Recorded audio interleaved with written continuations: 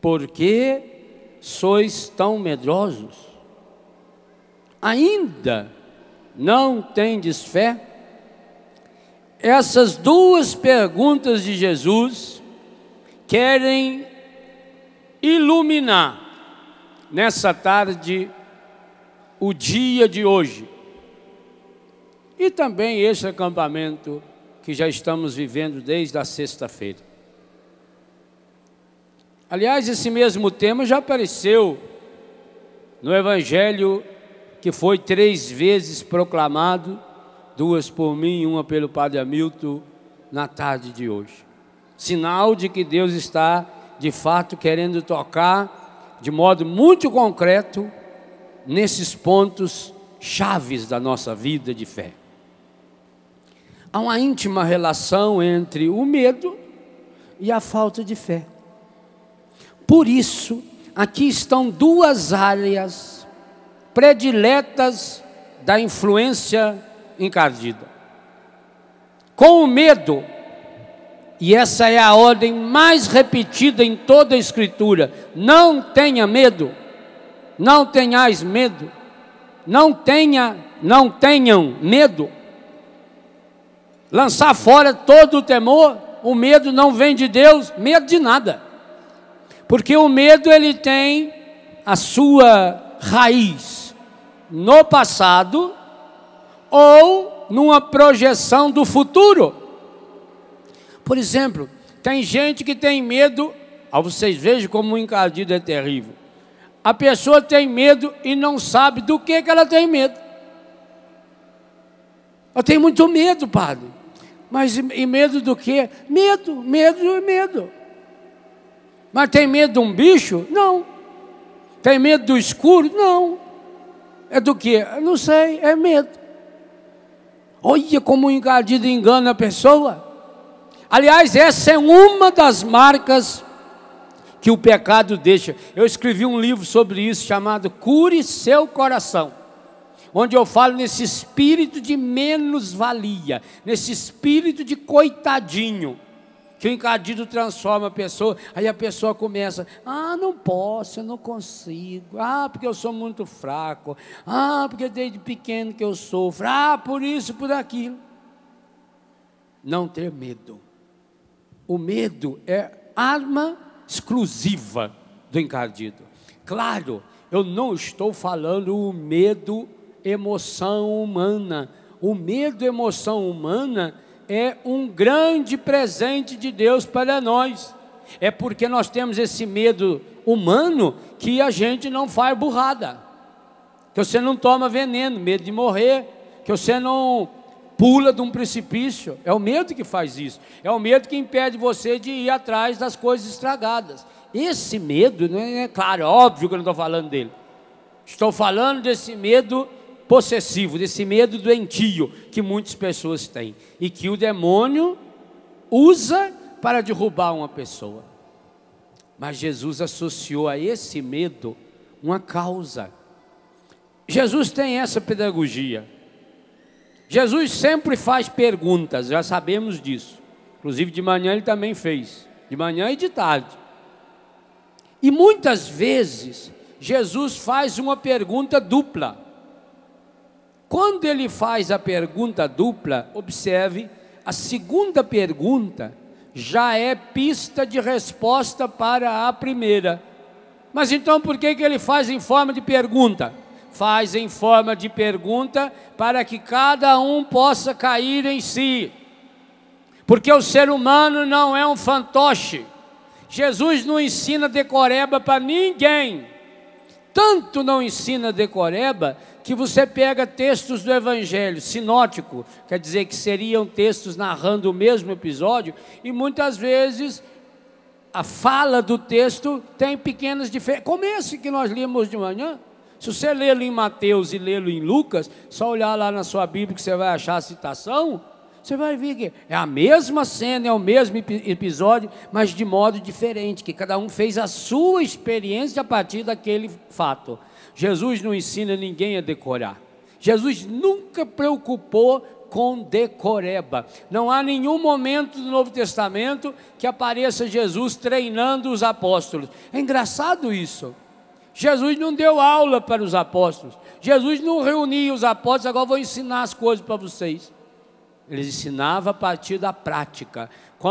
Para o povo ensinava em parábola. Quando chegava em casa, na intimidade, falava pessoalmente com eles. Explicava-lhes aquilo que o povão não adianta. Ué, a pessoa não tem formação, a pessoa não tem estudo, ainda mais aquele povo lá, tudo de outra religião, fariseu, doutor da lei, e ainda entendia, e o povão, coitado, não entendia a palavra. Então Jesus falava, mas falava também, daqui a pouco eu toco nesse assunto, de uma forma indireta, como Natan fez com Davi, e os motivos a gente já vai refletir juntos. Jesus associa, na segunda pergunta, elementos que respondem à primeira. E ele faz isso em forma de pergunta, exatamente porque você não é fantoche. Você não é um bichinho treinado. Ele não faz lavagem cerebral. Ele jamais tira o terceiro elemento, a liberdade humana. Jamais. Aliás, ninguém pode tirar essa liberdade. Pode condicioná-la. Transformar a liberdade no fechamento interior do medo, leva à insegurança, e gesta depois quantas coisas estragadas que vai levando a pessoa para o fundo do poço. Então as duas perguntas de Jesus, a segunda já está mostrando a resposta. Por que vocês têm medo? Por que vocês ainda não cresceram na fé? Jesus está dizendo, quanto menos fé esclarecida, maior a ignorância. Quanto maior a ignorância, maior é o medo. E aí, meu filho, minha filha, uma pessoa medrosa, você prende ela com qualquer coisa. As mães antigamente trabalhavam muito a pedagogia do medo. Olha que vem o bicho papão te pegar. Olha, se você não dormir, papai do céu não gosta de você. Olha, não faça isso, porque senão... Graças a Deus que hoje está mudando isso. E precisa mudar mesmo. Só na liberdade, só na verdade, nós superamos a ignorância. Só na força do Espírito Santo nós vamos de fato na causa desse medo, dessa falta de fé. E aí nós entendemos na primeira leitura exatamente o que faz em nós a ação maligna em nós, quando nos afastamos da graça de Deus. Você já ouviu ontem, essa leitura é continuação da primeira leitura de ontem. A leitura refere-se ao pecado gravíssimo. Ontem nós tivemos a descrição minuciosa dos pecados, porque foram vários, um atrás do outro, cometidos por Davi. Davi era um homem de Deus. Davi foi um homem escolhido por Deus. Davi foi um homem ungido por Deus.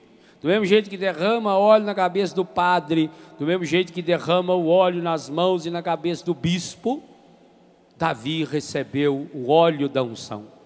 Davi foi um homem mergulhado no óleo da unção pelo profeta Samuel, um homem escolhido a dedo, um homem escolhido pelo próprio Deus.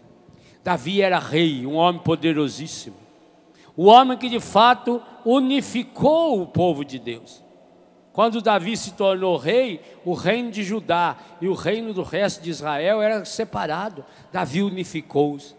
Davi colocou Jerusalém como a capital desse único reinado, embora ele fosse de Belém. Ele quis fazer isso com Jerusalém, a terra da promessa, a cidade santa. Aliás, santa em todas as religiões monoteístas. Davi era um homem espetacular, um compositor maravilhoso, que nos deixou aí quase uma centena de cânticos maravilhosos que nós continuamos cantando até o dia de hoje. Qual é outro cantor que fez uma música, por exemplo, há 200 anos atrás que a gente canta? 300 anos. Pois os sucessos que Davi nos ensinou e ensinou aquele povo, nós estamos cantando hoje, 2.500, 3.000 anos depois. Nós aqui sabemos de cor algumas músicas de Davi. Basta que se eu começasse a cantar, mas hoje não é ministério de música, eu não farei isso. Começasse a cantar aqui, vocês iam cantar comigo umas 40, 50 ou mais. Músicas feitas por Davi, baseadas nos salmos. Então pensa, um homem de uma capacidade. Músico significa que tem uma sensibilidade. O compositor tem que ter uma sensibilidade, uma delicadeza aguda do ouvido e do coração, uma percepção maravilhosa. E ainda mais ele, que fazia música cristã, já era cristã, embora não tinha Cristo ainda. Música religiosa, música mensagem. Homem espetacular. Portanto, um homem maravilhoso. Lindo! No meu livro Corações Curados eu descrevo até fisicamente. Louro! Não sei se aí tem alguma causa do pecado dele, na sua lourice. Claro, porque sendo um homem tão bonito, de aparência bonita, que se destacava, um rapazão lourão, zóio azul, alto, 1,80 m, homem. No povo judeu ainda destacava mais ainda. O judeu tem uma característica visual que você descobre fácil pelo nariz, o jeito dos olhos, da orelha do judeu, típico. E não é um povão grandão. O Davi se destacava. Então um homem bonito, um homem delicado, de uma delicadeza, de uma expressão artística. Outro dia nós líamos mesmo, quando ele vem, semana passada, essa semana ainda, né, começo da semana, quando ele vem diante da arca, ele dançava. Davi era um dançarino. Homem que dança tem que ter uma sensibilidade maravilhosa. Tem muito homem que não dança por medo que os outros vão achar que ele não é homem. Davi dançava, e ainda vestido assim, com só uma tanguinha, chama-se efode. É uma tanguinha de nada, não tapa nada. Tanto que a mulher dele ficou achando um absurdo, que ridículo ficar lá dançando com as nádegas expostas e o povo vendo você quase pelado, um rei. Ele disse: eu dancei, foi para Deus, não foi para você. E para falar em dança, você que está dançando, nunca mais eu quero você perto de mim. Como é que eu vou querer uma mulher que não compreende a minha sensibilidade, a minha alegria? Eu estava dançando diante de Deus. Gente, se nós ficássemos aqui fazendo uma pregação sobre os valores de Davi, teria que emendar hoje e amanhã. Era um homem excepcional, mas tinha o pé de barro. Tinha um ponto fraco, pelo menos um, deve ter tido outros. E o encardido achou direitinho qual é o ponto fraco de Davi. Por que que Davi, quando viu Betsabé tomando banho, ele mandou descobrir quem era e mandou trazê-la e se uniu a ela? Por necessidade sexual? Ele tinha 300 mulheres. Já pensou? Naquela época era uma beleza. Naquela época os homens de Deus podiam ter 200, 300. Salomão teve 1000. Por isso que depois parou. Não tem mais, que a cota já foi toda. Só com esses aí, só Salomão e o pai dele, Davi, já gastaram a cota aí de quase 2.000 padres. Celibatário hoje. O que Deus vai fazer? Agora, meu filho, gastou demais, agora vocês aguentam e chupam o dedo. Essa é a explicação. Não é bobagem. As bobagens também explicam e evangelizam. Ajuda. Davi tinha todas essas mulheres, inclusive a Micol. A Micol, pela descrição bíblica, era uma belezinha. Filha de Saul. Saul foi, segundo a Bíblia, um dos homens mais lindos que já existiu. Um homem também grande, um homem que se sobressaía, diz o profeta Samuel, ou melhor, o livro do profeta Samuel. Quem disse nós não sabemos, qual é o autor nós não sabemos. Saul era um homem lindo, a sua filha maravilhosa, Micol, uma menina linda. Dá a ideia que ela era meio japonesinha, né? Com esse nome, Micol. Eu acho que ela era meio japonesa. Tá belezinha, aqueles olhinhos puxadinhos assim, cabelinho preto. Ah, japonês é bonito. Também quando pega para ser feio, corre. Feio e mal arrumado, corre aquele cabelo que eles não penteiam direito, que dente que não cuida, né? Um bom odontólogo e um bom cabeleireiro lá no Japão ia fazer um sucesso medonho. Principalmente quando a gente sai na rua, a gente ficava olhando lá, falando, mas nossa senhora, é muito feio, eu tenho dó desse rapaz. Fiquei com dó daquele povo. Tem muita gente feia, mas quando dá para ser bonita, principalmente as japonesas. As japonesas é uma belezinha. Que jeitinho bonitinho delas andar, né? Davi, que as roupinhas, que as marras, que a flor nas costas que as tem. Isso é uma belezinha. Marra aquele pano na cintura, que ele fica fininho, aquele pezinho desse tamanho. Eu não sei que jeito que é o pé fora do sapato, porque para caber dentro daquele coisa lá, entortou tudo. Eu vou encolhendo assim. Uma belezinha. Então Davi era casado com uma menina linda, que ele era perdidamente apaixonado por ela. Uai, por causa da irmã dela, Davi fez estardalhaço. Arrumou 200 prepúcios, sei lá, o que o homem ia fazer com aquilo. Vocês faziam um virado com aquilo, o que era?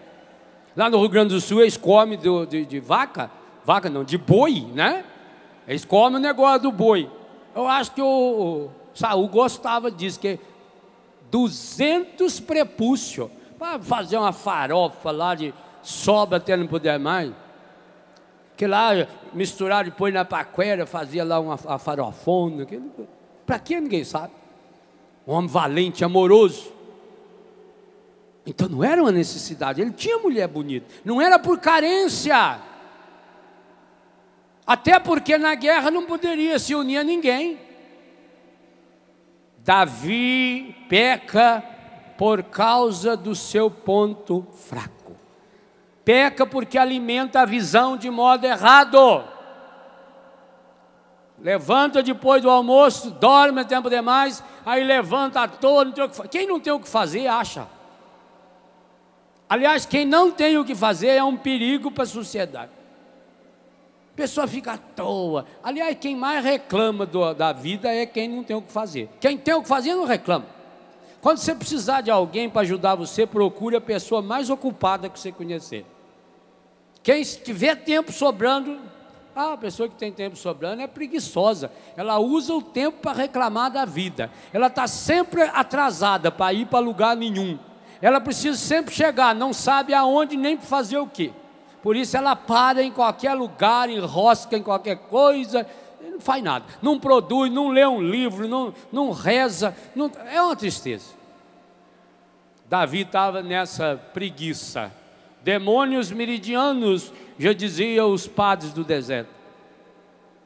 E ali sem fazer nada, à toa, olhando para todo lado. Quem não sabe para onde vai, olha para todo lado. Quem sabe para onde vai, fixa o olhar. Os padres da igreja falam isso. Se você quer ser uma pessoa santa em Deus, eduque os seus olhos, não fica olhando para todo lado não. Quem fica olhando para todo lado enxerga o que não deve, enxerga o que não deveria enxergar. Davi está lá, à toa olhando, de repente, coraçãozinho do velho acelerou, ele bateu o olho, e estava lá uma cavalona, aquelas mulheres mesmo de espetáculo, tomando banho de cachoeiro. Olha a distância que ele está, lá na cachoeira, longe, do outro lado. Ele está aqui em cima no palácio. Vocês vejam o que o pecado faz. O pecado tem o poder do zoom. Aliás, eu queria ensinar vocês que a máquina fotográfica moderna também tem.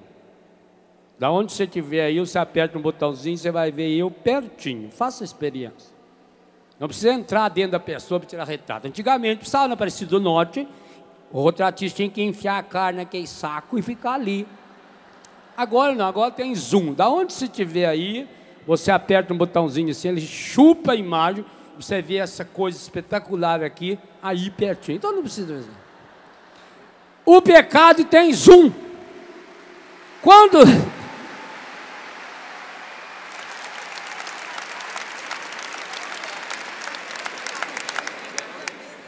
Essa técnica que o encardido usa. Quando a pessoa vê uma pequena ligação com ele e fixa os olhos nele, ele tem o poder de atração. E ele atrai. E olha a força para a atração dele. O Davi não sabia nem quem era. Não é que o Davi estava apaixonado nessa mulher e cometeu um momento de fraqueza. Não, o pecado dele é muito pior do que isso. O pecado dele é da irresponsabilidade, da indelicadeza. O marido dessa Betsabé estava na guerra. Ele nem era do povo de Deus, ele era um hiteu, um hitita. Ele estava lá na guerra defendendo Davi, por isso que a mulher dele estava ali, sozinha, tomando banho de cachoeira.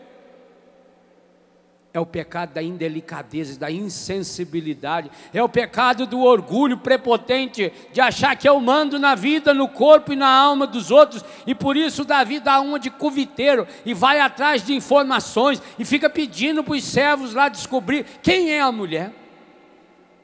E depois que descobre, aí vai e pede também para os auxiliares ir lá buscar a mulher. Um homem, o rei, escolhido por Deus, o rei de todo o povo de Deus, inclusive nosso, até hoje, o rei do qual nasceu Jesus, mas que dominado pelo pecado, alimentado pelo pecado, inspirado, dominado pelo encardido, é capaz de ir caindo, ele vai descendo, ele vai descendo o nível, primeiro se transforma num voyeur, que é uma doença sexual, típica do adolescente e do desequilibrado que hoje ainda compra essas revistas de pornografia para ficar olhando aquilo ali. Eu não sei como é que uma pessoa que tivesse um pingo de inteligência abriria uma revista daquela para olhar. Isso é um disparate.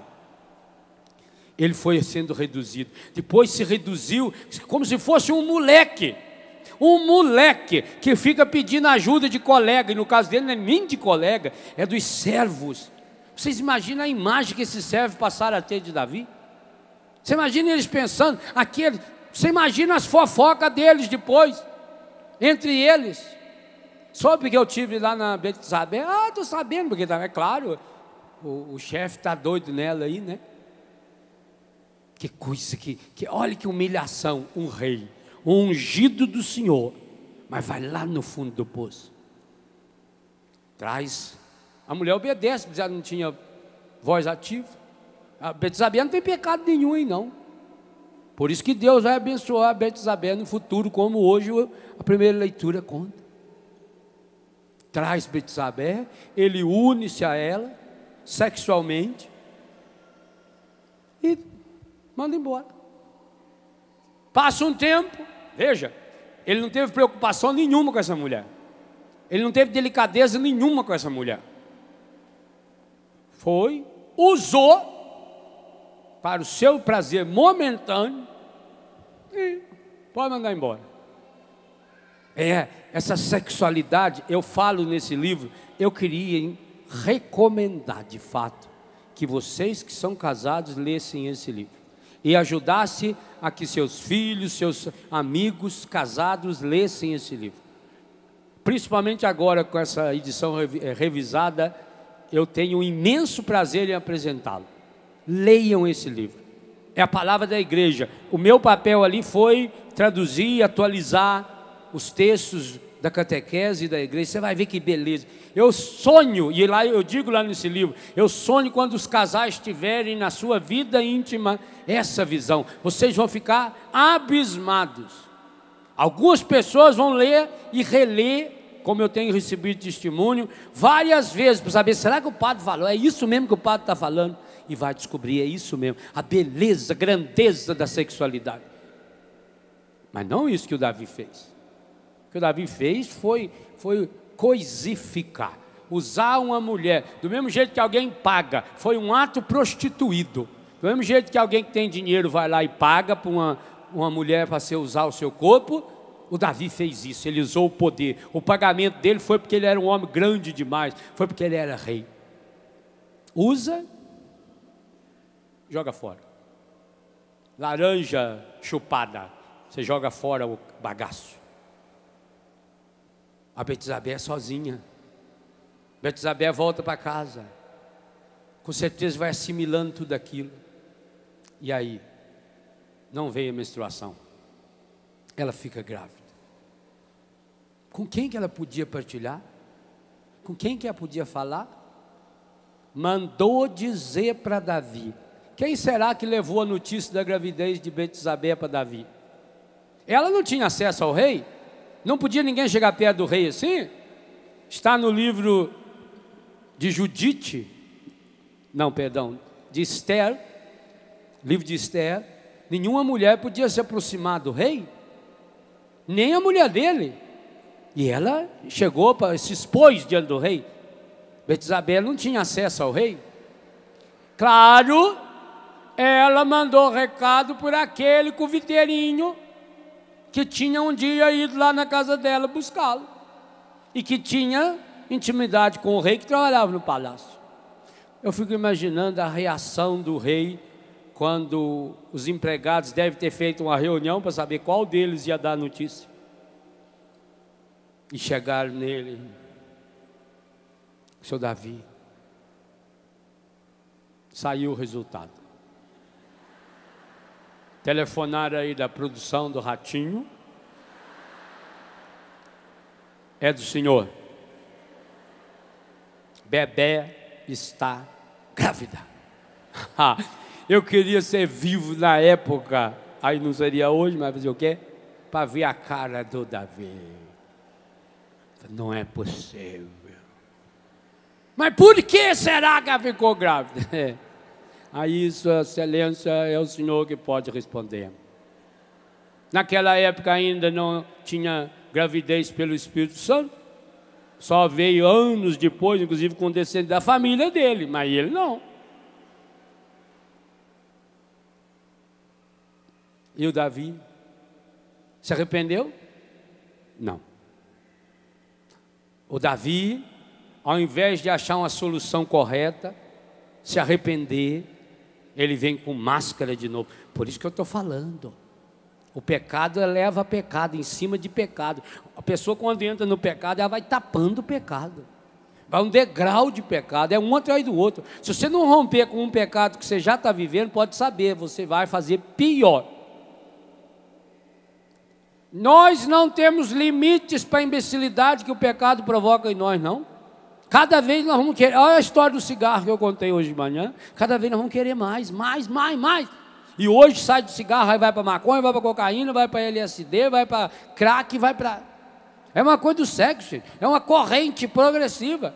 Começa com uma leiturazinha, olhando uma revista em casa, depois um filme, depois vai criando um vício sozinho, depois acha alguém, aí depois eu não quero mais uma pessoa só, aí eu preciso de outras pessoas, daqui a pouco eu já me relacionei com 5, com 10, daqui a pouco vai indo, fundo do poço.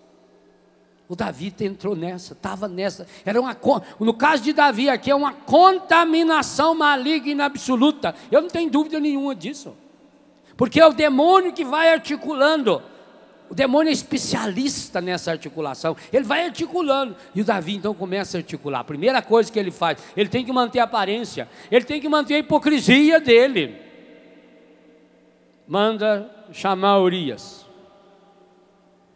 o marido.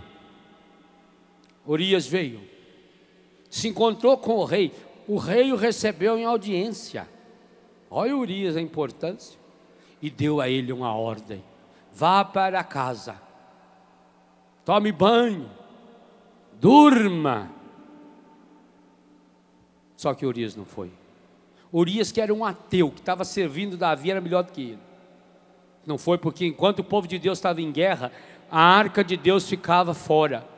E imagina um homem que fosse se unir à sua esposa, se a arca de Deus está fora do santuário. Ele, que era um ateu, pagão, respeitava. Estava a serviço de Davi e respeitava o que Davi não respeitou. Ele não foi. Davi mandou chamar de novo. Os coviteiros de Davi continuam atuando. Porque como é que o rei sabe que o Urias não foi? Vieram dizer a Davi, leia no texto, Quantas vezes aparece um plural sem pronome? Ou quando tiver ali um pronome, acho que uma vez numa tradução, é eles. Assim, as outras vezes é tudo pronome oculto. Falaram, foram, viram, descobriram, disseram. Isso que continua hoje, é assim que o demônio, lá em casa ele sabe disso. Quando alguém chega para mim e fala, olha, falaram quem? Quem falou? Não, não quer dizer o nome, então eu não quero saber o fato. Diga quem? O José, bom, o José falou? Falou. Eu vou conversar depois com o José, hein? E vou dizer a ele que você está me falando isso, tá bom? Tá bom. Ele sabe disso. Porque falaram, estão falando por aí. Que estão falando? Quem? Primeira coisa que você tinha que perguntar é quem falou. O pessoal não fala. O pessoal é indefinido. Quem? Não. Então eu não quero saber. Não, mas o fato eu não quero saber. Porque senão é a mão do demônio. Olha nesse texto, você leia depois o capítulo 11 e 12 inteiro e risca na sua Bíblia quantas vezes aparece. Falaram, disseram, eles foram, buscaram, tudo nesse plural aí. É aquela corja de cuviteiro que está lá. No caso deles, coitados, eles eram obrigados a estar lá, porque eles precisavam trabalhar. E talvez no seu caso, seja aqueles falsos amigos que estão sempre prontos a vir até você, levar você para o mau caminho, trazer fofoca até você, proteger os seus erros. Amigo que protege erro de amigo não é amigo. É amigo sim, mas do encardido, não de Deus. A amizade verdadeira, ela é honesta. Ela ajuda o outro a ir para o céu. Se não vai para o céu, pode esquecer. Então, mais uma vez, entra em ação a corja, o bando de fofoqueiro. E antes de falar para Davi, eles falavam entre eles ali na cozinha, no fundo do palácio. Olha, não, soube. Não foi nada, mas ficou lá. O homem é cabeça dura. Ué. Também com um par de chifres daquele na cabeça, eu tenho que ser cabeça dura. Aí chega no rei. Só rei, tem um probleminha aí. Qual é, meu filho? Urias. Não foi, não. Mas será que ele não é chegado? Será que ele não estava com saudade da Betsabé? Meu filho, pessoa que não tinha saudade de uma mulher daquela, uma cavalona daquela, um mulherão daquela, fosse um tribufu, você até louva a Deus, mas mulher daquela, que até o rei sentia, que é isso? Mas então por que ele não foi? O rei descobre que ele não foi porque ele agia com a consciência correta e reta. O rei já estava percebendo que estava diante de um homem que era melhor do que ele. Então ele precisava agora tirar esse homem da normalidade. E aí combina com seus conviteiros. Então vamos fazer o seguinte: hoje vocês trazem eles para jantar. Tragam para jantar. E por favor, o garçom, eu quero que você deixe Urias bêbado. Urias volta para a mesa do rei. E o rei enche Urias de cachaça, de vinho. Deixou ele tortinho, porque na cabeça do rei muito simples. Ele bêbado, nós damos um jeito de mandar para a casa dele. Ele vai para a casa dele, nem vai lembrar se fez ou se não fez o serviço. E volta para a guerra. Também o povo não sabia quantos meses era a gravidez. Nós damos um jeito. Dito e feito, trouxe Urias, deixou ele trêbado. Eu falei hoje que a pessoa não faz nada bêbada ou dropada que não faria quando estava consciente. Aí o exemplo. Deixou Urias trêbado. Agora você vai para casa, vai com Deus. Ele não foi. Desceu, saiu, ficou dormindo lá na praça. Aí os conviteiros ficaram apavorados. Ele não foi, o que nós vamos fazer agora? Aí votaram no rei. E aí deram, de certo, uma sugestão para o rei. Olha agora o passo seguinte de Davi. Gente, é impressionante. Eu entendo muito bem meus pecados a partir desse texto. Como é que o pecado é progressivo na nossa vida. Como é que ele vai tomando conta? Você dá corda para ele, ele vai te amarrando, amarrando, amarrando, amarrando, amarrando. Começa amarrando as pernas, os olhos, o braço, e por fim ele amarrou tudo. Davi já estava agora tomado pelo demônio, completamente. Davi escreve uma carta de próprio punho, dizendo para Joabe: coloque Urias à frente do combate. Agora já tinha mais um cúmplice para saber da morte. Olha que absurdo! Como é que um homem nesse nível manda uma carta daquela? E se essa carta extraviasse, se caísse pelo caminho, com o carimbo do rei, era uma ordem real, carimbada. Isso é um absurdo. Davi não pensou nas consequências, porque confiava no humano, inclusive no chefe do seu exército, Joabe e companhia limitada. E quem levou a carta? Urias. Para mostrar e demonstrar que esse homem de fato era um homem de Deus, um homem que tinha valor, que o que faz uma pessoa não é o cargo, não é a posição, não, isso é uma bobagem.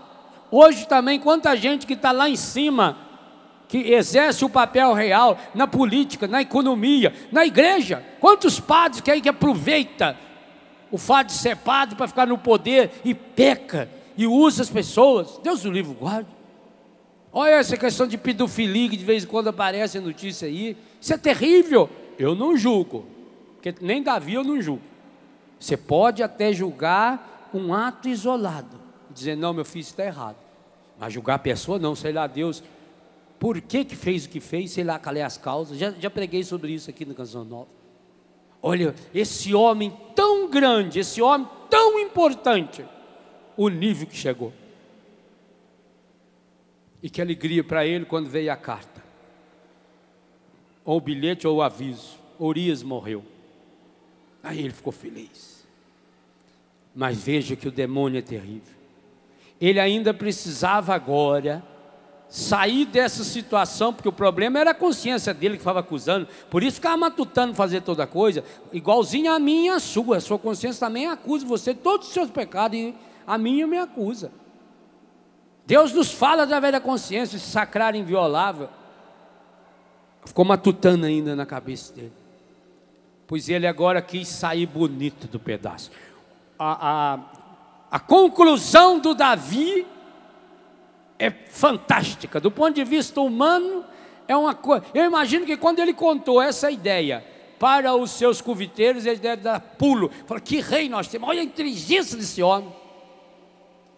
Davi articulou na cabeça: Betsabé está sozinha, viúva, marido morreu na guerra, grávida. Agora não precisava mais se preocupar com a gravidez, porque ele estando morto, ninguém ia saber se ele foi ou não foi na casa dele. Todo mundo sabia que Urias tinha ido lá, todo mundo viu Urias. Vocês acham por que o Davi recebeu ele lá em cima no palácio? Para que o maior número possível de pessoas visse que Urias estava na cidade. O demônio já articula, mostra que ele veio e todo mundo, certo, mandou até espalhar. Ah, sabe quem que teve aí? Urias. Esteve com o rei. Nossa, que coisa. Agora era importante que todo mundo visse a bondade de Davi. Um rei que, tendo tantas mulheres, foi buscar a pobre mulher de Urias. Está certo que era um espetáculo de bonita, mas que linda atitude do rei, e buscar essa mulher, trazer e protegê-la. Olha que beleza. Esse foi o cálculo dele, e assim ele fez. Ele trouxe Betsabé, ela morando com ele agora, gravidez foi indo, quem sabe 6 ou 7 meses depois desse episódio, nasceu a criança, o menininho, um rapazinho, tudo maravilhosamente bem. O menino nasceu, feliz, parecia tudo bem, quando entra esse contexto que nós ouvimos agora. Aparece o profeta Natan. Quer dizer, Natan é o nome dele. Nós vamos pensar que na época já tinha empresa. Não era nem na Varig, nem na Gol, era o Natan. Por favor, o pessoal da TAM, depois manda aqui para nós a contribuição para ajudar na campanha desse mês. Vocês estão sobrando mesmo. Nós também queremos um tapete vermelho aqui, igual vocês têm lá no avião. Veio o profeta Natan. O profeta veio, foi muito bem recebido. Davi tinha um bom relacionamento com os profetas, com os sacerdotes. Isso é típico desses poderosos. Você pode ver que chega a época de eleição, os políticos dão um jeito assim de se aproximar da gente. De mim não, porque não tem nenhuma preocupação em tratar bem, a não ser aqueles que são meus amigos. Se eles são meus amigos, eu vou tratar bem sempre, independente se é político ou se não é político. Aqueles do poder, eles têm uma intimidade fácil com os religiosos, e tem muito padre também que quer ter essa intimidade com eles, até porque precisa do poder político para realizar as outras coisas. Davi recebeu Natan, mas a que deva a honra dessa visita?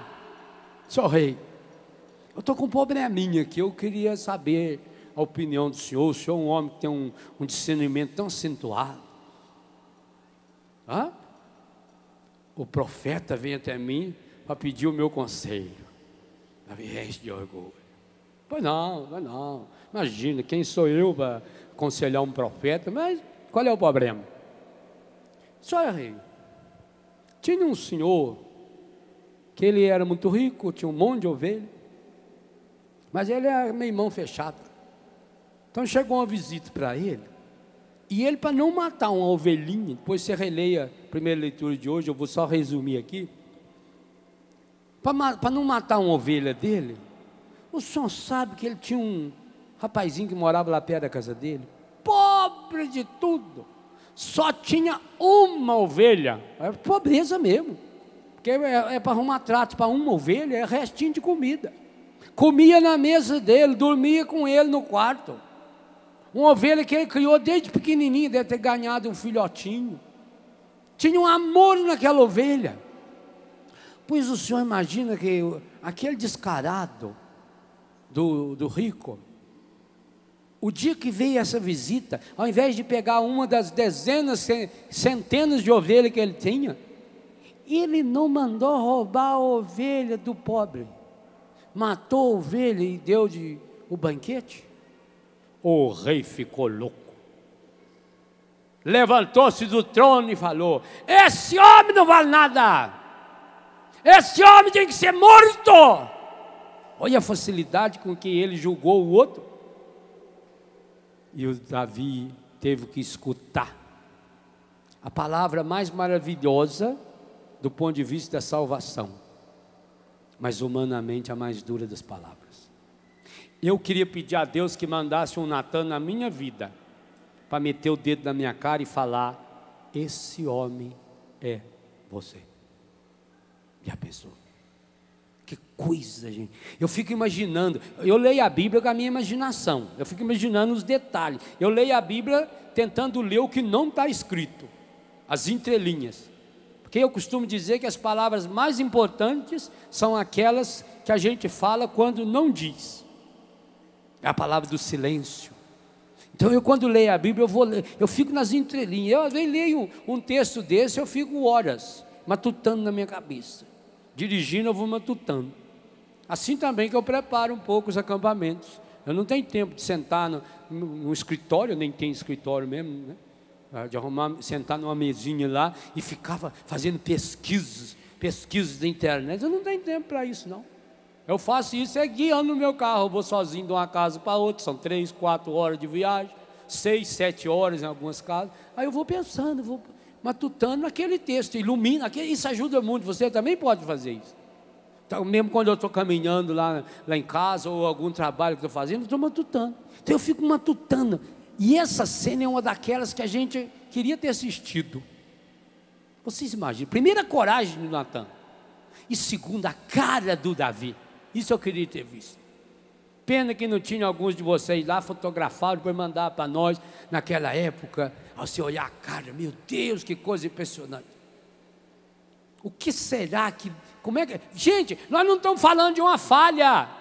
Nós estamos falando de um pecado que o Davi articulou.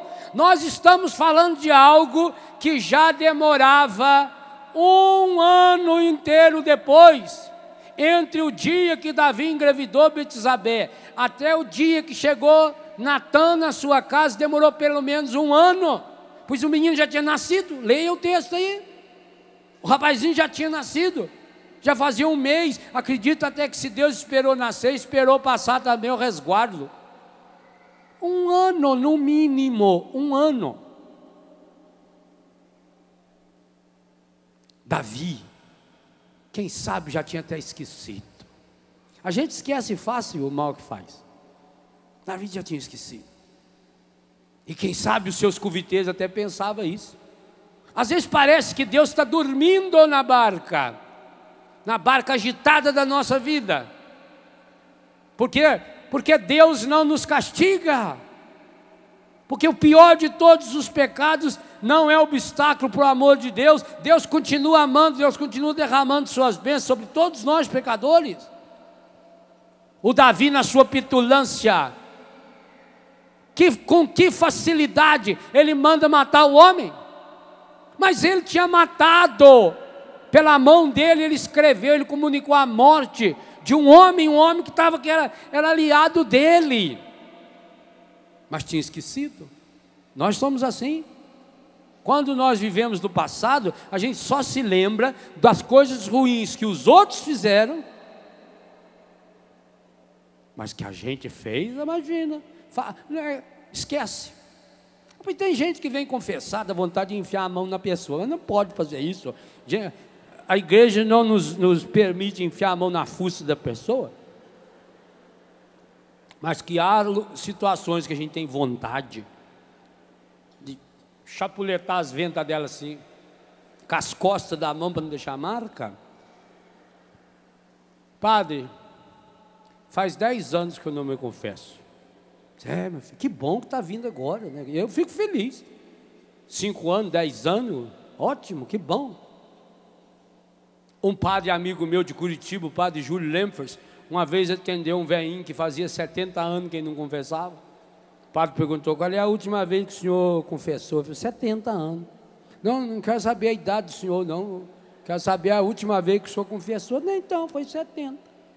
Eu tinha 8 anos na primeira comunhão, depois nunca mais, vai deixando. A pessoa então fala: faz 10 anos que eu não me confesso, 20 anos. Então conte os seus pecados. Aí ela fala uma decoradinha de 2 ou 3, faltei à missa, e pior quando fala, faltei à missa 4 vezes. Em 10 anos você contou 4 vezes, faltou. Mentirosa. Desobedeci meu pai com a minha mãe, pai é vivo ainda, não, morreu em 14. Está até hoje desobedecendo. Pensei coisas que não devia, e acho que é só, padre. Em 10 anos, você é incompetente até para pecar. Meu filho, eu em 2 minutos eu sou capaz de pecar uma lista que vocês não imaginam. Esse intervalo de ir beber uma água e voltar, eu peco com facilidade. Eu tenho uma facilidade muito grande para pecar. Para pecar e para dormir, as minhas 2 facilidades. Apago. 10 anos. Isso é o sinal do quê? De santidade? Não. Se fosse de santidade, não ficava tanto tempo sem confessar, porque a igreja manda confessar todo ano. Isso é consciência relaxada. Isso é porque a pessoa não parou para fazer um autoexame, um exame de consciência. Isso é porque a pessoa não caiu em si. E é o que vai tratar o salmo composto por Davi. Naquela hora, aquela palavra, e aí nós entendemos o método das parábolas de Jesus. Se o Natã chegasse para Davi e dissesse: excelência, preciso falar seriamente com o senhor. Pois não. A respeito de um problema que sua excelência andou fazendo alguns meses, 1 ano, 2 anos atrás. O Davi já ia se armar. Ele não ia acolher a palavra. E o Natã não foi lá para condenar Davi. Eu não estou aqui para condenar você. Quem sou eu? O homem de Deus não condena ninguém. Porque o que tinha que ser condenado, Jesus já condenou. a vitória de Jesus sobre o demônio. O demônio é um derrotado e sabe disso. Por isso que o modus operandi dele, como falamos hoje de manhã, é o estardalhaço, essa barulheira, é ficar agitando a água para ver se os apóstolos caíam na história. Jesus o despreza tanto que está dormindo. Final do dia, cansado. Que diferença do dormir de Jesus com o dormir de Davi. Você vê que os dois têm dormindo. Davi estava dormindo, acordou para ir fazer bobagem. Jesus dormindo, acordou e fez o milagre. Essa é a diferença. Quem vive a intimidade com Deus, até o seu sono tem diferença. Davi tinha essa marca do pecado, Jesus não tinha. E não se esqueça que eram parentes. O personagem da primeira leitura com o personagem do Evangelho era parentes. Jesus tinha o sangue de Davi. Você é descendente da casa de Davi. Se falasse diretamente para Davi, ele ia se armar. Ele ia se fechar. Ele ia voltar. Gente, quando você tem uma ferida, só de tocar o dedo na ferida, você tem medo. A gente tem medo que as pessoas cheguem até perto da gente. Quando você vai na praia, que está com aquele corpo tudo esfolado de sol, e vem uma pessoa para dar um abraço em você, você afasta a pessoa. Ah, não põe a mão, pelo amor de Deus. Você protege o machucado. Você tem medo que um cachorrinho venha e pule logo ali em cima do machucado. Você toma cuidado. O Davi também era humano, e muito humano. Então você imagina, se o Natan chegasse diretamente e colocasse para ele iria criar uma barreira, ele iria criar uma máscara, ele ia criar uma casca. O Natan conta aquela história. O Davi entra na história, sai de si e tira a conclusão própria, decisiva. Por isso Natan foi categórico. Esse homem é o Senhor.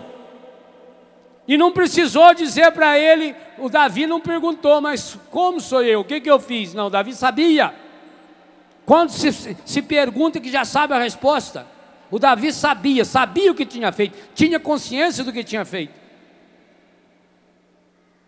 Então Davi cai em si e compõe o salmo que nós começamos a ler ontem e concluímos hoje.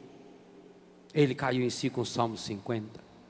Criar em mim um coração que seja puro. Dá-me de novo um espírito decidido. Restaura em mim a alegria da minha salvação.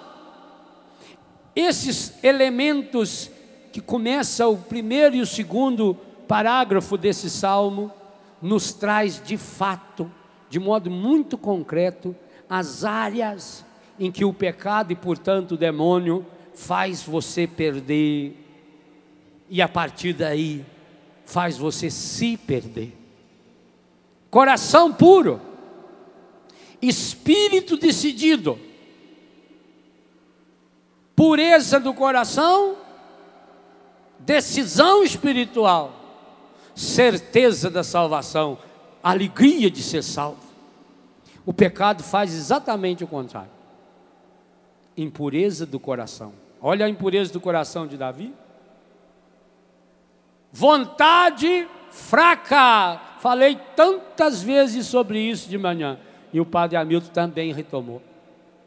Perde-se a decisão interior. Aqui agora está pedindo um espírito decidido, que não se abate, que não se deixa levar por qualquer coisinha, que não tropeça em qualquer obstáculo. Jesus questiona exatamente isso no Evangelho. Aonde está a fé de vocês? Por que vocês são tão medrosos assim? Dá-me, Senhor, um espírito decidido. Aliás, devia você e eu, cada um de nós, repetirmos esse grande pedido. Como era bom se os padres aconselhassem a meditação desse salmo como uma penitência das confissões. Como seria bom. Esse é o salmo escolhido por Deus pela boca de Davi para ser rezado depois que você cai no pecado. Esse é um bálsamo. E eu, como padre, e aqui oficialmente paramentado, e ainda tendo a graça de presidir essa Eucaristia, eu digo a você, eu aconselho a você, sempre que possível, depois que você realizar a sua confissão, sempre que possível, leia, medite, reze esse salmo. Porque ele nos traz elementos que vai abrindo espaço para que o Espírito Santo de Deus, por isso que ele está pedindo, vão ler como está aí. Por isso ele dirige o pedido a Deus: criai em mim um coração que seja puro. Criai em mim. Davi tem consciência, e nós somos chamados a ter essa consciência, de que o pecado vai contra a criação que Deus opera em nossa vida. Vai contra. O pecado nos deforma. Criai em mim um coração que seja puro. Dai-me de novo um espírito decidido. Peça isso no íntimo do seu coração. Criai em mim um coração que seja puro. Dai-me de novo um espírito abatido, decidido. Ó Senhor, não me afasteis de vossa face, nem retireis de mim o vosso Santo Espírito. Dai-me de novo a alegria de ser salvo e confirmai-me com um espírito generoso. É o contrário desse espírito fechado, desse espírito egoísta. Peça isso para Deus hoje. Peça isso para o Senhor agora. Criar em mim um coração que seja puro. Vamos cantar esse pedido. Criar em mim esse coração puro. Dá-me de novo, Senhor, esse espírito, um espírito decidido, um espírito forte, um espírito, Senhor, que de fato me faça crescer na sua graça. Põe em mim, Senhor, essa certeza de que eu sou salvo, de que eu sou liberto. Dá-me de novo a alegria da salvação. Encha-me com a sua vitória, com a salvação que vem da tua graça, com a sua salvação vitoriosa. Dá-me a certeza de que o Senhor está me salvando agora. Encha-me, Senhor, com a tua graça. Encha-me, Senhor, com o teu Espírito Santo.